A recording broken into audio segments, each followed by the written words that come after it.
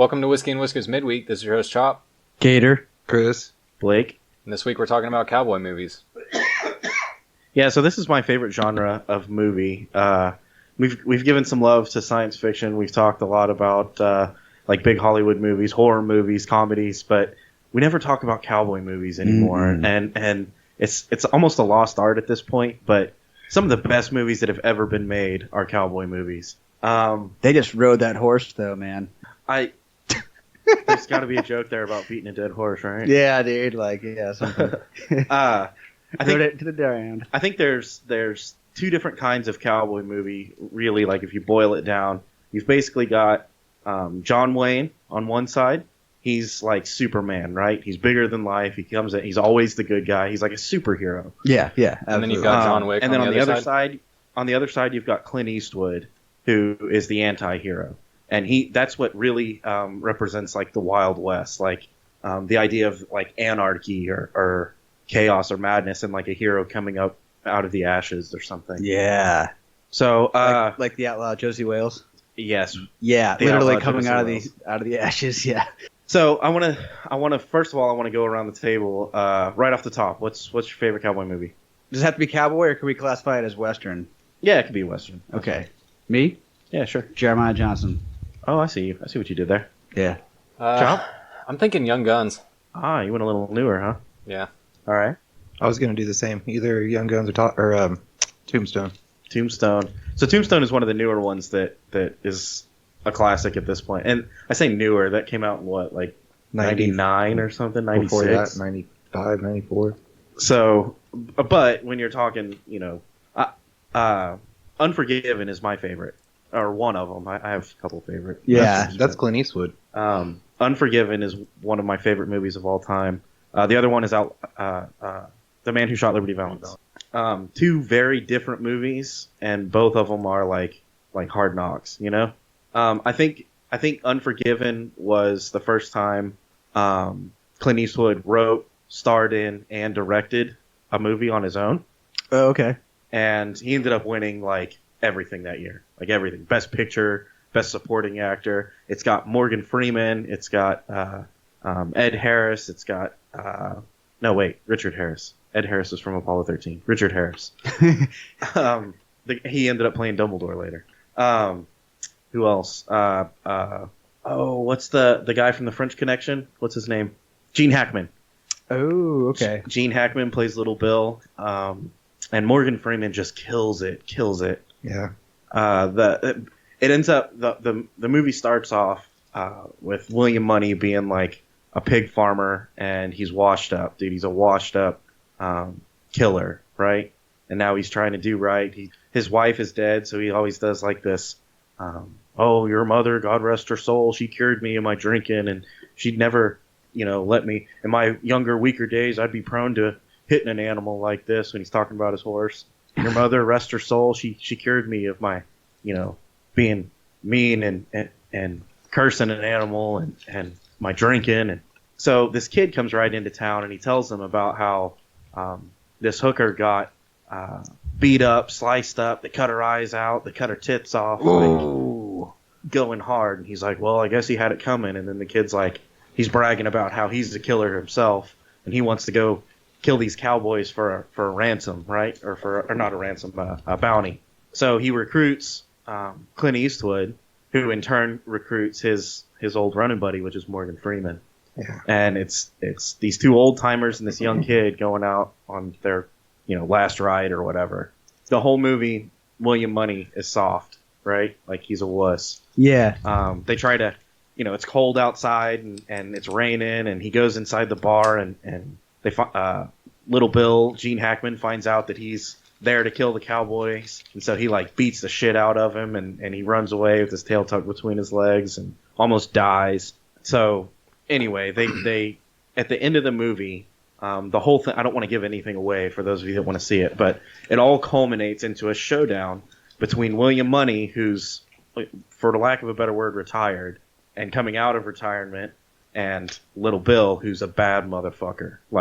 But he's the you're rooting for the anti-hero, because you're rooting for William Money, who's the underdog at this point, and the bad guy, air quotes, is Gene Hackman, who's the sheriff. And every other cowboy movie, you're rooting for the sheriff, right? He's going to save the town. Yeah. And this one, you're rooting for the bad guy. And it goes down at the end. Like I'm not going to say any more than that, but That kind of definitely check that one out. that kind of What'd you say, actually. Chop? I was gonna say that kind of actually reminds me like one of the quintessential thing about cowboy movies, and we can actually talk about that for a minute. Can we talk about the final showdown, like just the fucking standoff? Because that is definitely like a trope. I feel like. Okay, yeah, I Yeah. want to. I want to throw a spoiler out there. There's more to it than that, I think. Yeah. Yeah. I want to talk about that too. So then let me lay it out.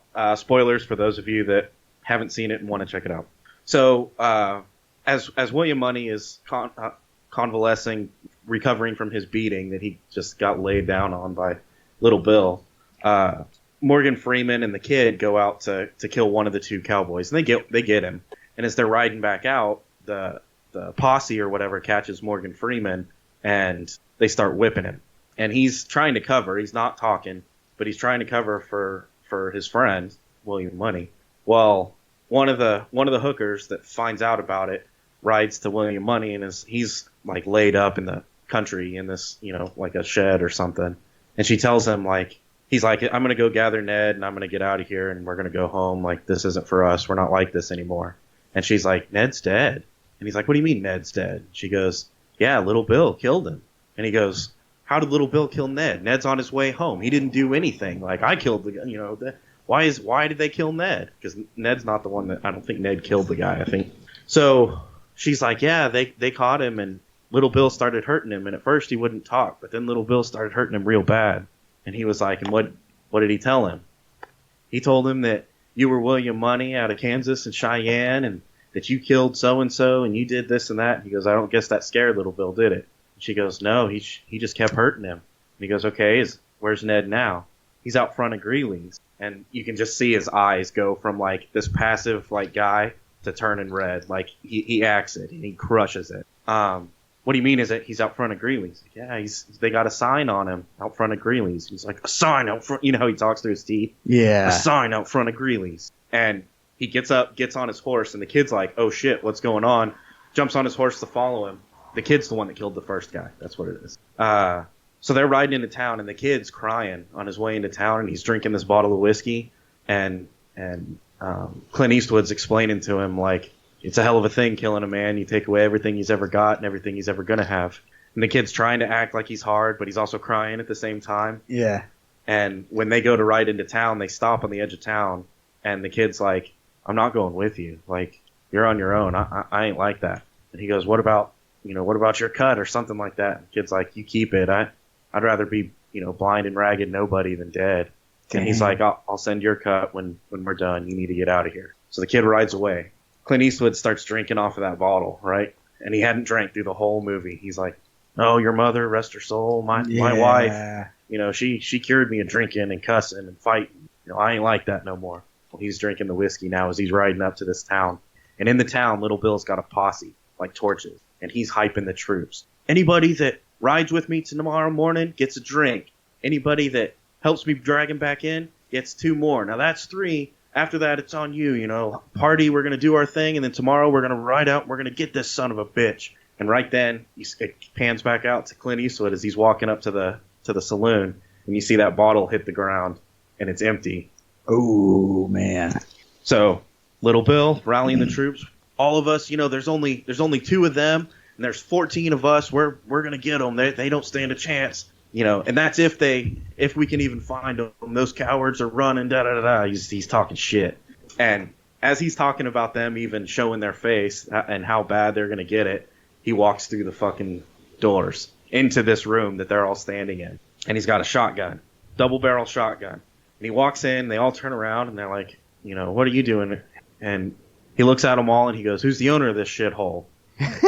And Greeley, his name's not Greeley, but whatever the bartender's name is, he's like, I own this establishment. I bought it from old man Greeley. And he's like, y'all better clear out of there. And everybody behind him bails. And he's like, no, hold on. And he just blasts the guy right in his own bar in front of everybody.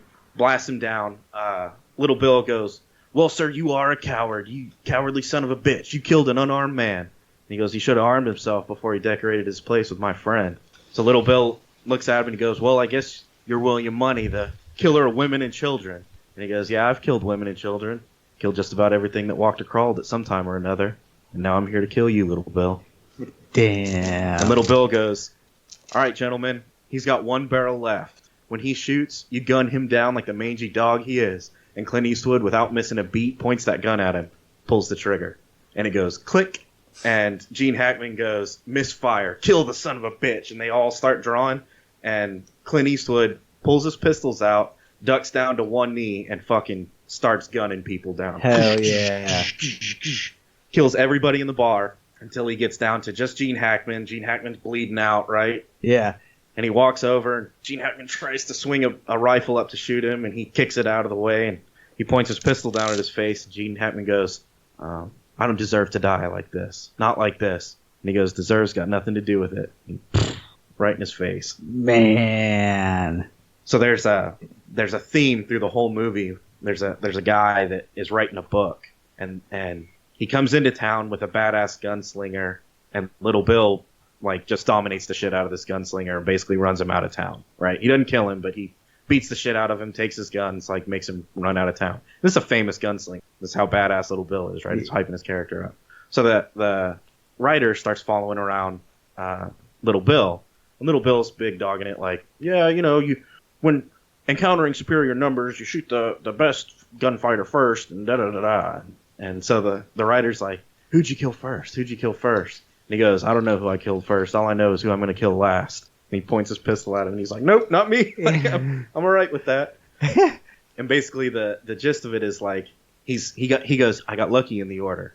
Then again, I've always been lucky when it comes to killing folks." And like that's it. He's just a natural like killer. He's just he's cold. He's ice cold and is fearless. Wow. And there's these heroes that they know that it's not a glorious thing to get into a gunfight, and they know that like people start crying and people start blubbering, and some people can't even do it, and some people they want it, like the kid, right? The kid that thought he was a killer, and he ends up shooting one guy, and then he bails because he's like a blubbering fool. Yeah. Little Bill knew it because when he's fucking with English Bob, the killer that came into town before that, he shows the writer. He's like, it's not easy killing a man. Like, here, let me show you something. And he puts the pistol in front of him, and he's like, all you have to do is kill me, and you and English Bob can walk out of here. And he's like, well, I can't do it. And he's like, yeah, it's hot, isn't it? You didn't even put your finger on the trigger. Like, so this concept of like, I think people they're immune to violence and gunfighting in movies, but this is supposed to be like real life. You can't just kill somebody. Like, that's not easy. That's not an easy thing to internalize. Right. But then there's people out there like William Money, like the Clint Eastwood's character, that they're just good at it. That's what they can do. Yeah. So complete opposite of someone like John Wayne, who very righteous and like justified, and John Wayne's also big. I mean, he's a big, imposing guy, and he's real likable, and he's charming, and and then you got Clint Eastwood, who's like, he's kind of skinny and he's mean, and he's definitely not charming. The cigar dude, like, oh, dude, he's so cool, man. Spitting, like chewing tobacco and stuff. I remember there's a movie called The Cowboys. It's a John Wayne movie, and it's the first time I don't know if it's anybody. He may have died in some. I think he died in the Alamo when he played Davy Crockett or whatever. But this was the first time I had ever seen John Wayne die in a movie, and he gets shot in the back by Bruce Dern, and the whole movie ends up going on like it's about a bunch of he's running cattle, and he gets a bunch of kids to help him run the cattle because all of his hands go bail for gold. They get gold fever or whatever. Oh yeah. So he hires all the kids to run the cattle, and these thieves, Bruce Dern ends up shooting him in the back, and then the kids go back and fight the bad guys. But yeah, John Wayne, like me as a little kid, I'm watching John Wayne, I'm watching True Grit, Rooster Cogburn, Big Jake, like he was a hero. Yellow Ribbon. You ever seen that one? He's larger than life, and he's always right, and he's always good. And so I'm watching him get shot in the back by Bruce. He gets shot once, and he doesn't turn around. He refuses to turn around. And Bruce Dern's, turn around, you son of a bitch, and he shoots him again. And he stands back up, and he keeps his back to him, and he keeps walking away. And he's like, boys, come on, saddle up. We're getting out of here. This guy's not, he's not shit. Don't worry about him. Let's just get out of here. shoots him again. He falls down, and he stands back up. Now you can tell he's going to die, but he still just refuses to look at him because he's like, I'm going to make you kill me in cold blood. Like, that's what you're going to have to do. Yeah. And I can remember thinking, like, well, he's going to get back up. He's going to get back up and get on his horse. Like, this is John Wayne. He doesn't die by Bruce Dern. Like, that's not how this goes down. And it does. And it's a powerful thing. And I think that idea of, like, life and death and the West was so profound. And that's when I really started to like cowboy movies, and eventually why I got so hard into Clint Eastwood, because he really likes to go deep on, like, what it is to live and die in the West, you know? Yeah. I remember when Lonesome Dove was on TV. Lonesome Dove is one of my favorites, and I guess technically it's a miniseries, not a movie. Mm-hmm. But if any movie personifies the what it means to be a cowboy, like, yeah, and even that movie kind of, it takes two huge characters, Tommy Lee Jones and Robert Duvall, and it kind of reflects them against each other. They're like so opposite, but they're both so perfect in there. Yep. In the Wild West setting. Yep. So you've got Robert Duvall, who's like a hero. He's the John Wayne character. He looks like John Wayne, even, like, that's his character. And then you've got Tommy Lee Jones, who's like nose to the grindstone. He's hardworking. He's focused. He's mean, but he's fair. He's always, you know, and it pits them. It doesn't pit them against each other because they're with each other and they're best friends. Yeah. But it shows how they each deal with different situations. So it's really cool. One of them would be like getting ready to go work before the sun came up early in the morning. The other one would be coming home from the bar. Yeah. And he'd be like, God damn, you're just getting home from the bar. You plan on doing any work today? And he's like, you know, you do enough work for both of us, so I figure we're good. Yeah, he walks out, Tommy Lee Jones walks out on the front porch, and you can see he's like putting his pants and suspenders on. And Robert Duvall just got back from the whorehouse, and he's sitting on the porch too, and he's making biscuits, and he's reading the Bible. And Tommy Lee Jones walks out, and he goes, I guess you stayed up all night reading the good book. That's hilarious. That's what it was. That shit's funny. That is funny. Tombstone is another good one. Coming from a little bit younger generation, I feel like I did miss out a bit on the cowboy movie thing. Like, it was a little bit before my time, and it kind of sucks. I do really like all the ones that I've seen, but it's fucking wild. Like, I definitely do like the whole standoff thing, and we kind of got into a little bit, but that was what kind of made Young Guns for me. Like, that towards the end when they're doing that kind of standoff and they're all in the house and they throw Billy the Kid out the window. Yeah, in the chest. The fucking Gatling gun. Yeah. Yeah, that's a good one. Tombstone's one that has so many of those scenes. I don't even know which one is the most climatic. It's got, I mean, there's the gunfight at the OK Corral, right? Like, that's why, a huge one. And the reason that one is so awesome is because it really happened. And I don't know, I'm sure it got played up for Hollywood, but it still really happened. Those guys that were there in that gunfight were there in real life, and they really had a standoff like that. Probably one of my most favorite gunfights in that movie is they're down in the creek and they get caught in crossfire between two sets of cowboys, and they're just getting beat down. And Wyatt Earp just stands up and walks out into the middle of the river. Yeah, and he's shooting in every direction. He gets the crazy eyes. Yeah. He straight up is like, fuck this. And then it's all over, and they won, even though they were basically set up and outnumbered. And somebody's like, oh, hey, where'd Wyatt Earp go? And he's like, you could probably find him down there walking on water. Yep. That's awesome. And it goes, that kind of ties back into Unforgiven. If someone, he's like, well, if someone so-and-so is faster on the draw, and he's like, then he'll be in a hurry and he'll miss. And he's like, someone that's fast isn't someone that's scary. Someone that's cold. Someone that can stay cool under pressure. Someone that can take their time to aim and point. And you're shooting at them, but you're excited and your nerves are all messed up. And they point at you and they, boom, one shot, you're done. Mm-hmm. Yeah. Being fast is nothing like being cool under pressure. Yeah. And then the Doc Holliday one at the end. That's, to me, that's Doc the Holliday most important one. The reason Doc Holliday had it was because he was dying. So he almost gets built up to this legendary status because he's already got the, like, no fear. He's ready to die. And at any moment he's like, all right, now. I guess now. Let's, it's either now or in a little bit. Like, who cares? Yeah. And so someone's like, Johnny Ringo, hey, any of you got the guts to play for blood? And he goes, I'm your Huckleberry. Yeah. Yep. And he goes, you're, what does he say? all right, lone girl, I'll put you out of your misery. And he goes, you're a daisy if you do. Like, dude, he's just cold. Man.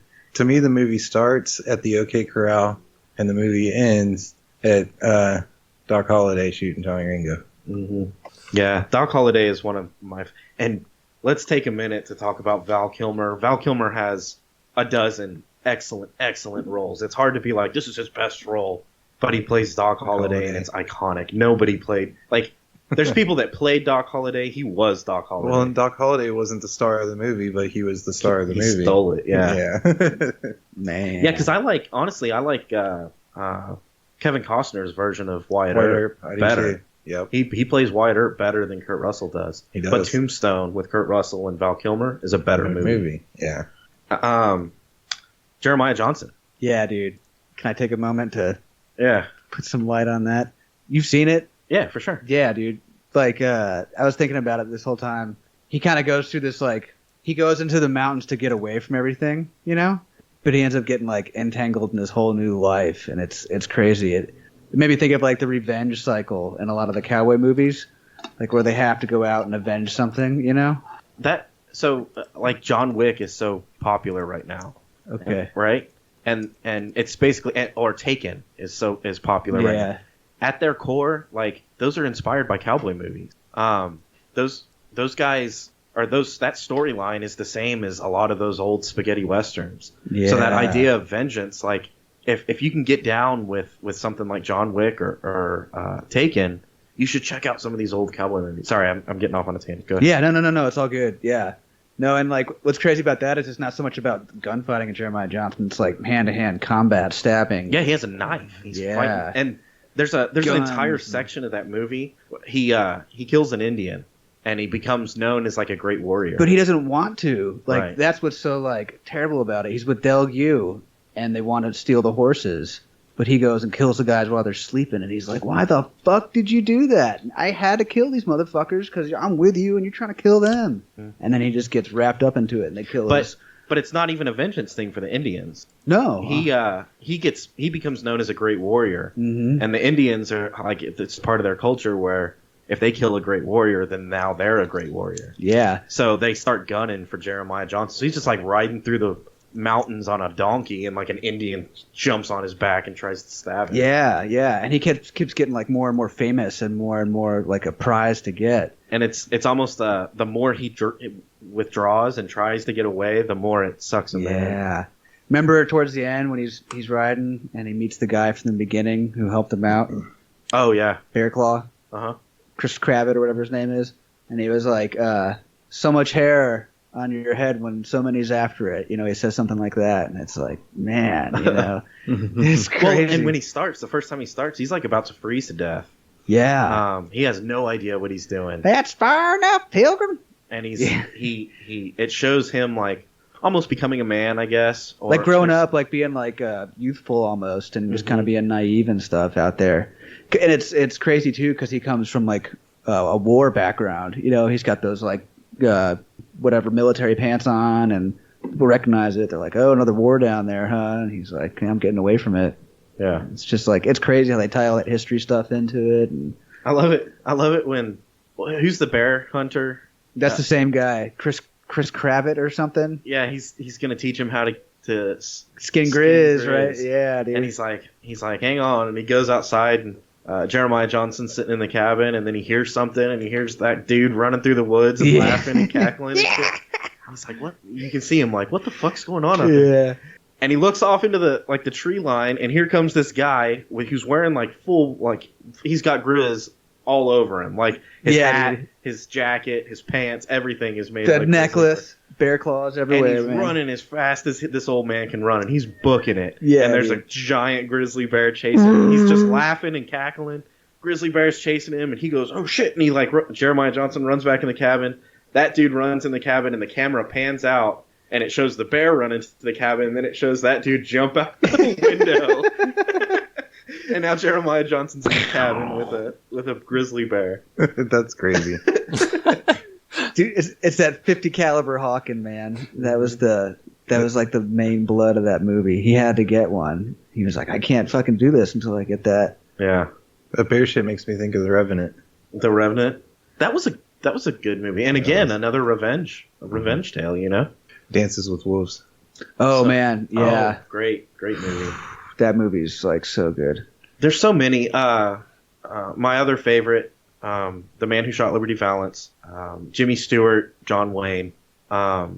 Basically, the gist of this movie is John Wayne is the hero, but Jimmy Stewart ends up getting the fame for killing Liberty Valance. And John Wayne is the guy that does whatever needs to be done, and he gets none of the credit for it ever. So this idea of like he's the man and he's gonna provide for the woman he loves. Well, then she ends up falling for Jimmy Stewart, and then he's gonna build the house while she moves away with Jimmy Stewart, and then he's the one that's not afraid of Liberty Valance, but Jimmy Stewart's the one that kills Liberty Valance and gets the Yeah. And so he's the real hero of the movie, but everyone thinks the hero is Jimmy Stewart, and he dies unknown. It's just he's like the guy that knows what the West is and knows how to handle it. And Jimmy Stewart's this green guy that has no idea, and he doesn't make it until the West is tamed. Right. So Ah, yeah, at the end of yeah. the movie, Jimmy Stewart's kind of known as the one that tamed the West, but in reality, it was John Wayne. John Wayne would have been the grizzly guy, right? Yep. Like Yep. he's the one that Has lived it, made done it happen. Yeah. And this other guy was just there at the tail end. Yeah. So, yeah, I think a lot of these stories are timeless, and I think they get repeated in modern stories, and What they call them archetypes almost. Like, Yeah. Yeah. It's just a common theme. I mean, you can put a different outfit on it, but it still fulfills that role, you know? and so I almost want people to get interested. And plus, I'm so sick of like super. It's like let's get a new cowboy movie. We can do this again. Man. You know? Who would be the long-standing star, though? You think that's a thing again? Who's going to be the next John Wayne? Dude, you could do it. That guy that played Mad Max Hardy. What's his name? Mel Gibson? No, the new Mad Max. Chris, what's his name? Who? Dan Hardy? Is it Dan Hardy? Yeah. The guy that played Mad Max? Uh-huh. He would be a good cowboy. Dude, I think what's his name? Three names. Shit. Anyway, I think Daniel Day-Lewis could be a cowboy. He's done obviously. acting, though. Or I just wish that there's people out there, and I wish that the audience would get excited about it and get into it, so we could have a good cowboy movie. Take off especially again, yeah. especially before we lose Clint Eastwood, because he's got the mind for it. Yeah. He could have a cameo in it or something, you know. But let him write it and let him direct it Dude, for the most part. Yellowstone's bringing Western stuff back to a real thing. Deadwood did it for me, Deadwood too, yeah. but But yeah, Deadwood was 12 years ago. yeah, that's true. Yellowstone's now. So I think there's a lot of potential there for new stuff, and if you guys want some good recommendations, like you heard it, I mean, check out Tombstone, check out Unforgiven, Lonesome Dove, Man Who Shot Liberty Valance, Jeremiah Johnson. Jeremiah Johnson. Those Dances with Wolves. So those there's are another those good are all great Tombstone. Those are all great cowboy movies. There's plenty of good ones, but we're running out of time, so let's wrap it up. Don't forget, guys, rule number 1, don't be a pussy. Rule number 2, shut the fuck up. Be sure to check us out on Instagram, Facebook, Twitter, and you can listen on Spotify, iTunes, Google Play, YouTube, and your favorite podcasting app. We have new episodes every Monday, and we'll see you next week.